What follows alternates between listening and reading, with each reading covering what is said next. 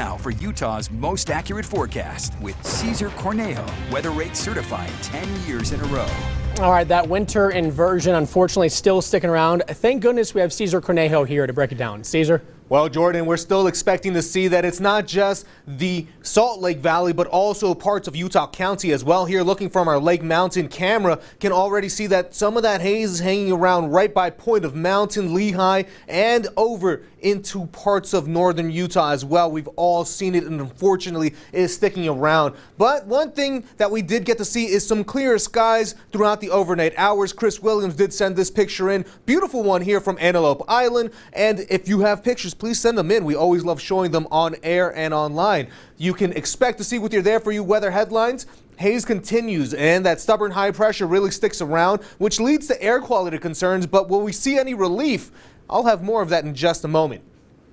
Current satellite and radar continues to show that we have that high pressure hanging around. And what does that mean? Well, we all know it's clear skies, very calm conditions, very stable air mass, and that's really what allows that inversion to continue to build in. As our temperatures continue to really plummet during the overnight hours, thanks to those clear skies, we get that cold pool of air hanging around in the valleys, really just allowing for all of that pollution to get trapped. When we look at futurecasts and put it in motion, tomorrow, again, high pressure just still continues to move around, and that stable air mass hangs with us. Going into Monday as well, that's what we expect to see. Let's zoom out and look at what else goes on. We do have a quick moving system over towards parts of the prairies, but that really doesn't break much of this high pressure for us. So unfortunately, we're not going to get much of a break from the inversion going into parts of Wednesday, but the cloud cover should help really clear us out a little bit. So right now, we're still in the moderate for today, but as we look ahead for the next 2 days, unhealthy for sensitive groups. That cold front did help out on Friday, scrub our air a little,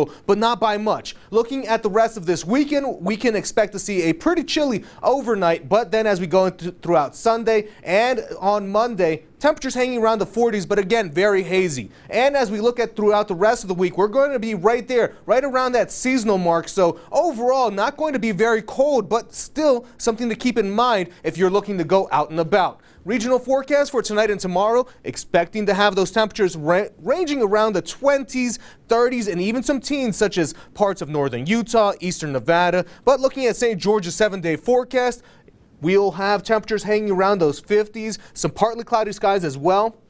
And then we start to clear out as we get into Wednesday, Thursday, temperatures around that mid-50 mark once again. Looking at the Wasatch Front, we'll have plenty of haze still really hanging around. Temperatures hanging around those 40s for our highs, 20s for our lows. We start to see a little bit of a cloud cover making its way in thanks to one quick hitting system by Thursday, Friday, but it really remains dry. Maybe a few snowflakes for parts of the higher elevations, but overall still lacking that precipitation. Jordan?